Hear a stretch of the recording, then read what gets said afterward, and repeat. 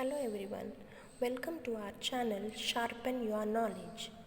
Today our topic is asynchronous transmission. What is asynchronous transmission? Now asynchronous transmission is one of the types of serial transmission. So there are two types of serial transmissions, that is asynchronous and synchronous. So now let us discuss about asynchronous transmission. So what is asynchronous transmission? In asynchronous transmission, here only one character can be sent from a sender to receiver at a time. So asynchronous transmission sends only one character at a time. Character at a time. Here one character in the sense 1 byte of data. 1 byte of data will be transmitted from sender to receiver at a time. It can be a character, it can be a number, or it can be a control character. Now bit synchronization is most important in asynchronous transmission. Now what is this bit synchronization? Bit synchronization is nothing but it is a function. This function determines when the beginning of the data transmission occurs and when the end of the data transmission occurs. So it determines the beginning and end of data transmission.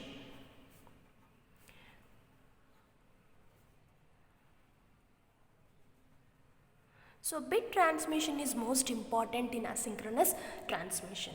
So this bit transmission between two devices is made possible by using start bit and end bit.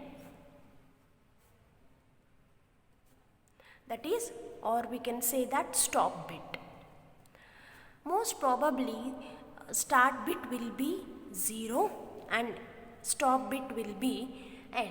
Usually we will consider 0 as a start bit at the beginning of the data of each byte, and 1 has an end bit at the end of the data of each byte.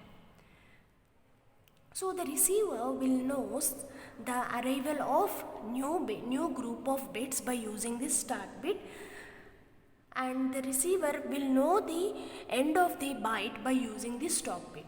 So let me represent this in the form of a figure. Let us assume that 8 bits we have considered. So let me take start bit as 0. We can take any of the data bit item. So here I am taking one of the 8 bits information, that is 1 byte data. So 1, 2, 3, 4, 5, 6, 7, 8. So this will be treated as a start bit and end. This is a stop bit. Start bit and stop bit. Now the middle part, this part is called as your data.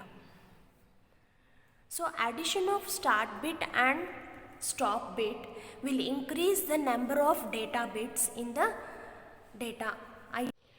So this is a figure which represents asynchronous transmission. Here sender and receiver. So 3 bytes of data has been transmitted. So these 3 are called data units. Now we can see the starting symbol, that is starting bit has 0 for every byte. So these 3 bits represents your start bit of every data item or data unit, and the last bit, that is 1, represents the end of the data unit. So when a sender sends the first data unit, the receiver receives the start bit as 0. As soon as the receiver receives the first end of the data unit has 1, the complete character has been received by the receiver. Now the receiver will wait for the next data item. So here there is a gap between the data units. This gap between data units can be varying from one byte to other byte. Here the gap might be, let us say, 1 second, and the gap between the second data unit and the third data unit might be 3 seconds. This varying intervals is called asynchronous. So the gap or ideal time which can be varying. So this varying interval is called synchronous, asynchronous. So here we are saying that it is asynchronous. So that is the reason we are calling it as asynchronous transmission. Remember, here asynchronous can be between the data units but not within the data unit. So as it is a byte level, sender and receiver need not be synchronized. But within each byte, receiver must be synchronized with the incoming bit stream.